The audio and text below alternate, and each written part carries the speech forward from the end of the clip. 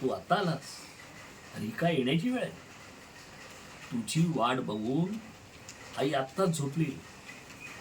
ती मला म्हणाली, तुला नेहाशी लग्न करायचं. बघ, मी जातपात उच्च नीच असं काही बघत नाही.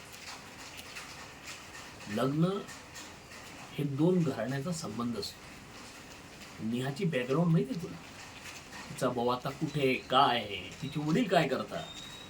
अरे तिचा भाऊ ड्रग सप्लाय मध्ये आतमध्ये आहे, तिचे वडील स्मगलर आहे. लोकांना मी काय सांगू की माझा व्याई स्मगलर आहे का डीसीपीचा व्याई स्मगलर? बघ, तो आयुष्यात कधी ऐकलं नाही.